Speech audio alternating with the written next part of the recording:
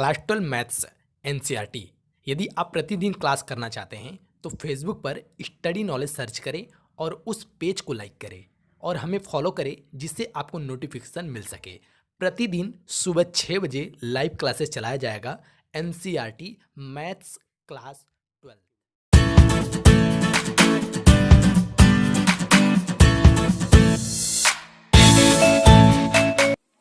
Hello, welcome student.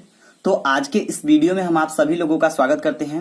तो आज के इस वीडियो में हम आपको ये बता दें कि कक्षा 12 जो कि एनसीईआरटी पैटर्न पे है, विषय रासायनिक विज्ञान है। तो इसका हम अध्याय 5 जो अध्याय 5 है रासायनिक बल गतिकी का भाग 5 बताने वाले हैं।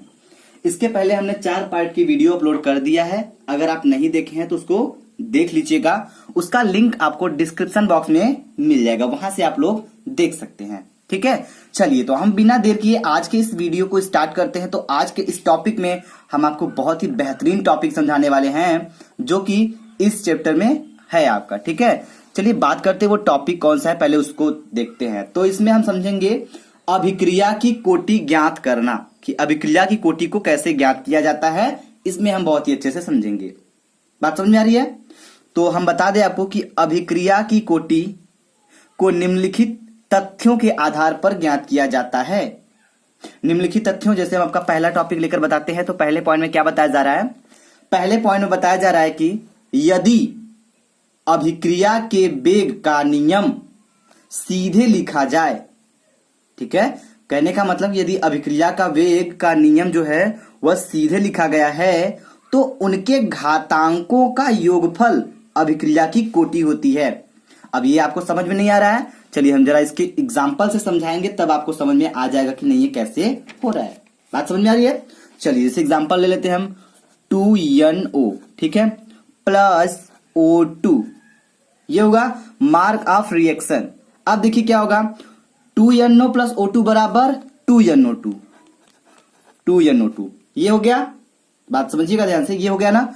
अब क्या होगा, अगर हम इसमें निकाले रेट ऑफ रिएक्शन, ठीक है, को अभिक्रिया की दर अगर निकाल, समझिए ध्यान से रखिएगा, rate of reaction, rate of reaction का मतलब होता है अभिक्रिया का दर।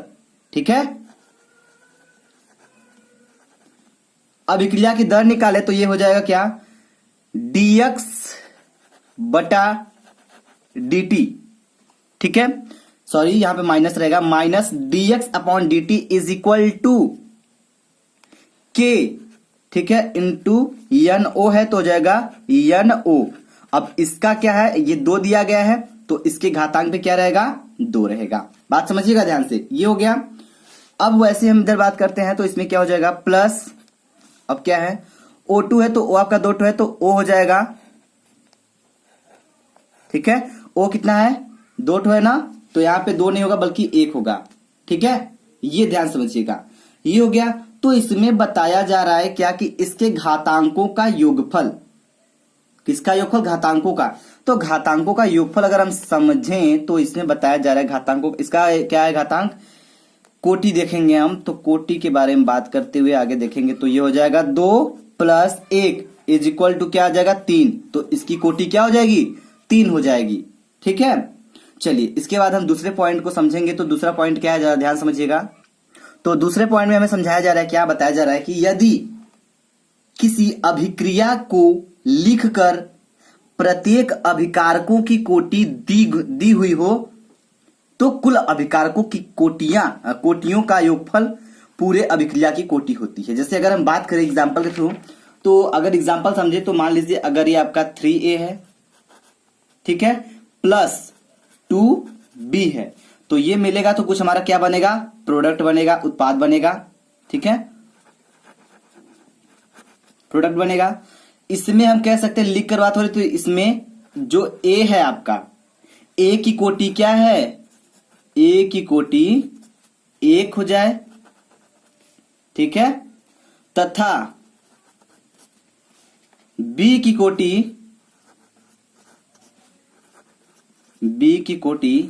0 है। ठीक है, तो A की कोटि क्या है, 1 है, और B की कोटि 0 है। तो हम कोटि के बारे में अगर बात करें तो ये आ जाएगा 1 + 0 = 1, तो इसकी कोटि हो जाएगी आपकी 1। तीसरा पॉइंट समझेंगे हम इस बार। तो इसमें बताया जा रहा है कि यदि किसी अभिक्रिया में किसी एक अभिकारक के नीचे आधिक्य लिखा हो, ठीक है, कोई अभिक्रिया है उसमें किसी एक अभिकारक के नीचे आधिक्य लिखा हो तो उसकी कोटि शून्य मानी जाती है। क्या मानी जाती है? शून्य मानी जाती है। चलिए समझते हैं ध्यान से। तो इसमें यही बताया जा रहा है। एग्जाम्पल जैसे अगर ले लेते हैं, हम एग्जाम्पल के थ्रू समझेंगे तो और भी बेहतरीन समझ में आएगा। 3a ले लेते हैं, ठीक है, प्लस b ले लेते हैं, और यहाँ पे कोई अगर हमारा बनेगा, जो भी बन के आएगा, प्रोडक्ट होगा, आपका उत्पाद होगा, ठीक है। तो ये चीज समझिए आप ध्यान से कि ये प्रोडक्ट बनेगा। ये मान लीजिए इसके नीचे हम क्या लिख देते हैं? आधिक्य लिख देते हैं, ठीक है। क्या लिख देते हैं? आधिक्य। चलिए लिख देते हैं अधिक्य। तो जब इसके नीचे हम अधिक लिख दिए तो हमारे इसमें बताया जा रहा है डेफिनेशन में कि अभिक्रिया के नीचे अधिक लिखा हो तो उसकी कोटि क्या होती है? शून्य होती है। तो हम कहेंगे कि बी की कोटि क्या हो जाएगी? शून्य हो जाएगी। बात को समझिएगा जरा ध्यान से। तो अब हम कोटि के बारे में बात करें तो इसकी कोटि समझते हुए हम आगे लिखेंगे क्या? 3 है, 3 हो जाएगा, प्लस इसकी कोटि शून्य हो गई तो ये हो जाएगा शून्य, तो इक्वल टू 3। तो इसकी कोटि आ जाएगी आपकी 3। बात समझ में आई? तो ऐसी इसी तरह से हम इसकी कोटि को ज्ञात कर सकते हैं, ठीक है। अगर किसी अभिक्रिया के नीचे अधिक लिख दिया, जैसे आपको कुछ हमने बताया अभी, वो समझ के आप कर सकते हैं, ठीक है। चलिए तो अब ध्यान दीजिएगा। अब हम आपको इसके आगे ले चलते हैं, जो कि बहुत ही बेहतरीन टॉपिक है, उसको समझाने की कोशिश करते हैं। तो ध्यान दीजिएगा और ध्यान से समझिएगा, ठीक है। चलिए तो इस क्वेश्चन को पहले समझ लेते हैं। तो कैसे लगेंगे ऐसे क्वेश्चन? तो इसमें बताया जा रहा है कि निम्नलिखित आंकड़ों के आधार पर अभिक्रिया की कोटि निर्धारित कीजिए। तो ये जो दिया गया आंकड़ा, ठीक है, इसके आधार पर क्या ज्ञात करना हमको? इसके आधार पर हमको कोटि ज्ञात करना है, ठीक है, कि अभिक्रिया की कोटि क्या होगी। बात समझिएगा, ठीक है। चलिए तो ध्यान दीजिएगा।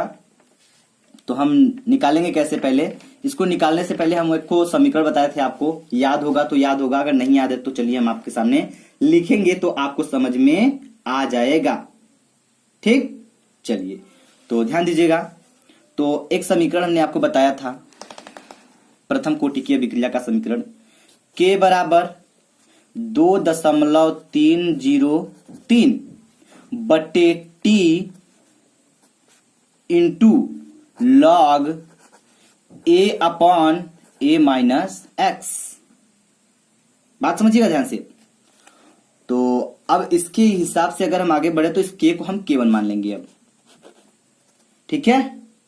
समझ में आ रही बात? इतना लिखेंगे 2.303/t, इतना समझ में आया, इंटू log a/a-x। तो जरा फिगर में चलेंगे, हम समझेंगे, ठीक है। तो जो आपका a है वो आपका क्या दिया है? 25 दिया गया है, ठीक है। तो हम लिखेंगे 25।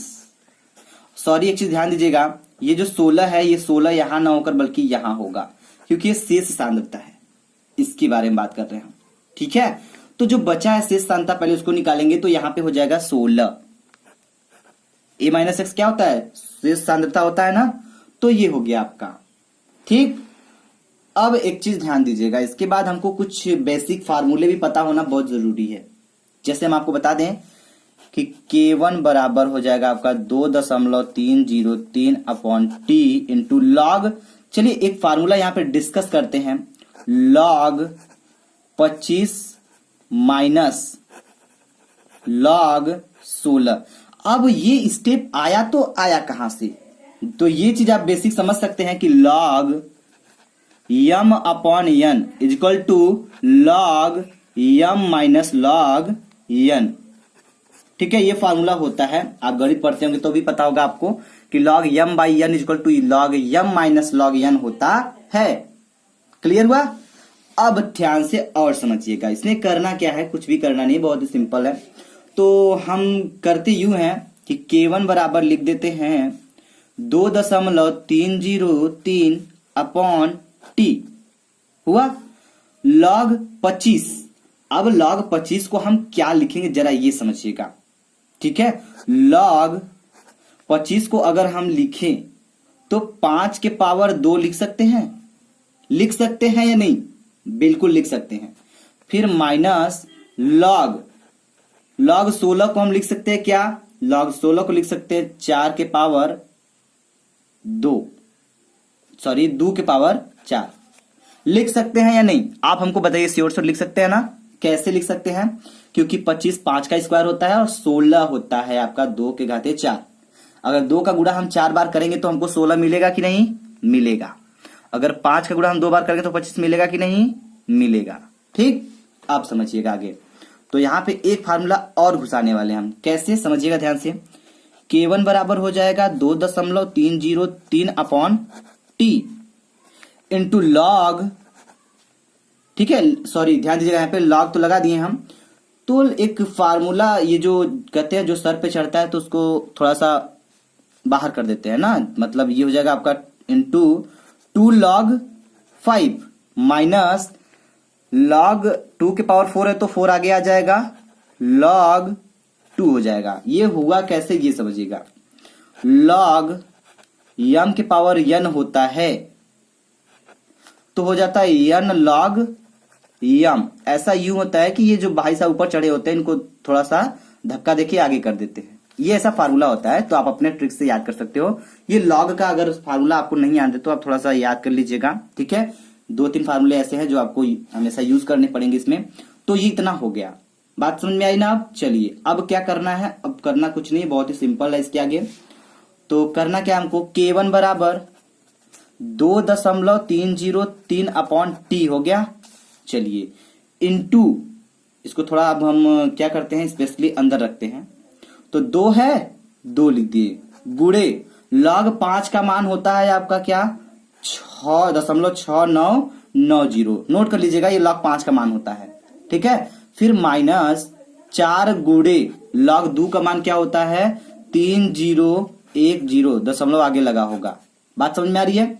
अब देखिए K1 बराबर हो जाएगा 2.303 अपॉन टी, ठीक है, इंटू इसका मल्टीप्लाई इसमें कर लेते हैं। चलिए तो इसमें करने के बाद हमको मिलेगा 1.3980, ये मिल जाएगा। फिर माइनस है तो माइनस लगाएंगे, इसका मल्टीप्लाई इसमें करेंगे तो हमको मिलेगा क्या, हमको मिलेगा 1.2040, ठीक है, इतना हमको मिलेगा। तो अब इसके बाद क्या करेंगे ध्यान दीजिएगा।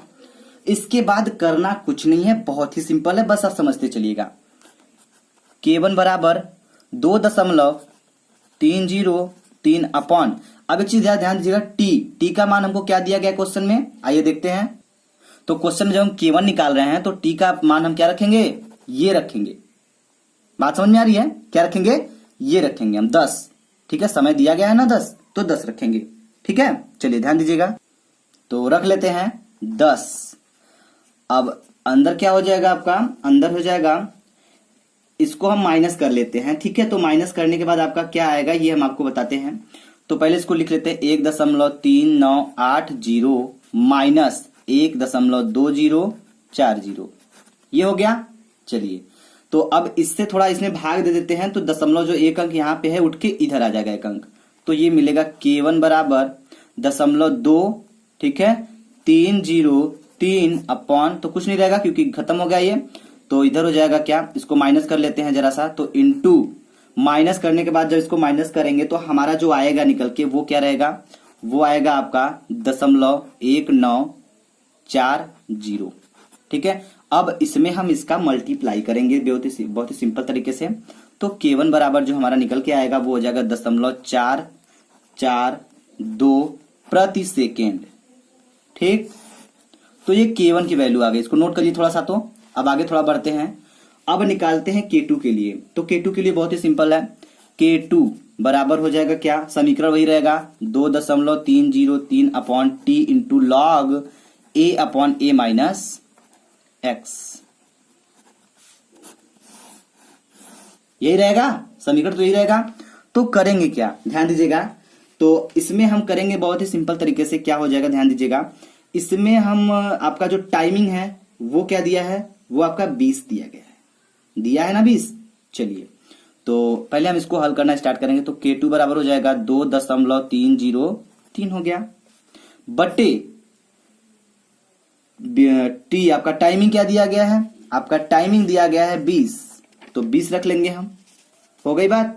चलिए अब क्या करेंगे हम, अब करेंगे इनटू लॉग। लॉग हो गया ए, इसमें क्या दिया है लॉग ए का मान हो गया आपका 25। ठीक है, तो लॉग ए का मान हो जाएगा 25 और a माइनस एक्स का मान हमारा हो जाएगा 10.5। बात समझिएगा, शेष सांद्रता की बात कर रहे हैं तो जरा क्वेश्चन में ध्यान से समझ सकते हैं, ध्यान दीजिएगा। तो यहां जो लिखा गया है 10.5 ये यहां ना होकर बल्कि कहां होगा, इसके नीचे होगा। ठीक है, लिखने में थोड़ा मिस्टेक हो गया है तो यहां पे बना लीजिए 10.5, क्योंकि शेष भाग बात कर रहे हैं तो शेष भाग नीचे है, तो ये हो गया आपका। आगे देखिए, इसको भी बिल्कुल वैसे ही हल करेंगे जैसे हमने ऊपर वाले को किया था। तो K2 बराबर क्या हो जाएगा, K2 बराबर हो जाएगा आपका, अब इससे हम थोड़ा सा इसमें क्या करेंगे भाग देंगे तो यह हो जाएगा 0.2303 अपॉन 2 हो जाएगा, 1 0 है तो हट गया, और इनटू लॉग। ठीक है, लॉग m बाई n है तो हो जाएगा क्या हो जाएगा ये ध्यान दीजिएगा। तो इसको हम कर लेंगे यूं कि लॉग यम की जगह क्या है 25 है, तो यह 25 माइनस लॉग 10.5। ठीक है, अब देखिए ध्यान से, अब क्या करेंगे हम, करना कुछ नहीं, K2 बराबर हो जाएगा आपका, इसका भाग इसमें दे देते हैं, तो इसका भाग देंगे तो ये हमारा आ जाएगा 0.11515। ठीक है, और इसके बाद हम इसको हल कर लेते हैं, तो बिल्कुल वैसे ही हल करेंगे। तो इतना तो वैल्यू हम हल किए हैं इसके पहले वाले में, तो इसका वैल्यू जो आया है इसको हल करने के बाद टोटल, तो इसका आया है 1.3980, क्योंकि इसको हमने पूरा हल किया ऊपर वाले में, तो अब हल करेंगे तब भी यही आएगा। ठीक है, माइनस अब इसका वैल्यू जब हम हल करके निकालेंगे तो ये आएगा आपका 1.021। इसमें से इसको क्या करेंगे, माइनस करेंगे, तो K2 बराबर हो जाएगा 0.11515। ठीक है, गुड़े इसमें से इसको घटाएंगे तो हमारा आएगा 0.3770। ठीक, अब इसमें से इसको गुणा करेंगे इसका, तो हमारा आ जाएगा K2 बराबर 0.04। ठीक है, 4.2 प्रति ये हो गया आपका प्रति सेकेंड। तो हम इसमें कहेंगे कि यह प्रथम कोटि की अभिक्रिया है। कहने का मतलब ये देखिए, K1 is equal to K2 करेंगे तो हम लिखेंगे कि यह प्रथम कोटि की अभिक्रिया है। ठीक, चलिए, तो अगर ये वीडियो आपको समझ में आया तो प्लीज वीडियो को लाइक करिएगा, शेयर करिएगा और हमें कमेंट बॉक्स में कमेंट करके जरूर बताइएगा। ठीक है, चलिए, धन्यवाद वीडियो देखने के लिए, थैंक यू।